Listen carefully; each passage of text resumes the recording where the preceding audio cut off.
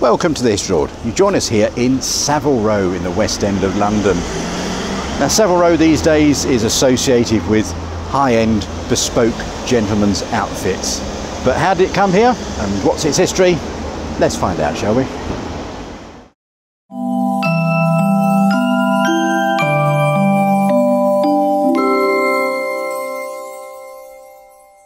Welcome to London. The first house in what would become Savile Row was, to quote, a fine house and grounds, and it was built in 1674 on what is now number 1. That house was occupied by a series of noblemen until it was demolished in the 1730s. That demolition was to prepare for the laying of the houses on the east of Savile Row in 1731. The street itself was built between 1731 and 1735 on land known as 10 acres, and it belonged to a merchant tailor called William Maddox. It's part of the development of the Burlington estate. The road itself is named after Lady Dorothy Savile, wife of the 3rd Earl of Burlington. It was initially laid out under the name of Savile Street, and Savile Row, as we know it now, ran from Burlington Gardens, which was then called Vigo Lane, to Boyle Street, with houses only on the east side. But in the 19th century, houses were also built on the west side. At first, the street was occupied by military officers and their wives, and a few politicians as well. William Pitt the Younger wrote letters from the street when it was called Savile Street. There was also the Irish-born playwright and Member of Parliament, Richard Brinsley Sheridan. He lived at number 14 Savile Row between 1813 and 1816 until his death. The fiction writer Jules Verne had Phileas Fogg, his lead character in Around the World in 80 Days, live at number 7 Savile Row. Taylor started moving into Savile Row in about 1790. In fact, it was just around the corner in Cork Street, and they moved into Savile Row in about 1803. Now, it was 1846 that Henry Poole arrived here, and he is credited with being the inventor of the dinner jacket, or the tuxedo.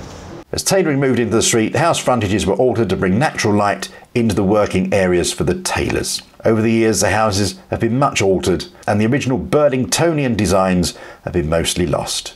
Although number 14 still remains much of the original external features. Number 1, Savile Row, from 1870 to 1912, was occupied by the Royal Geographical Society, from where significant British explorations were planned.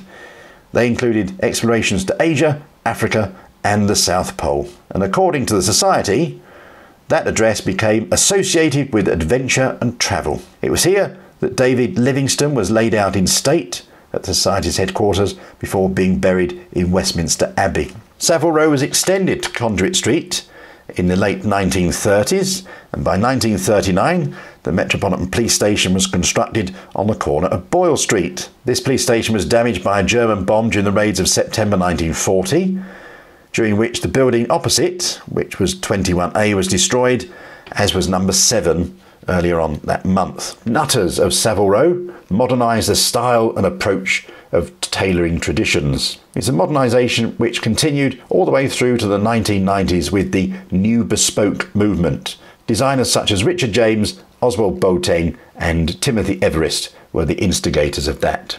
Incidentally, Savile Row gives a word to the Japanese language. One of the Japanese words for a business suit is sebiro, which derives from Savile Row. Now, you may recognise this street from certain films. One of the most famous films that was shot, well, in these premises, what was it called? Kingsman. I think the sign's still here.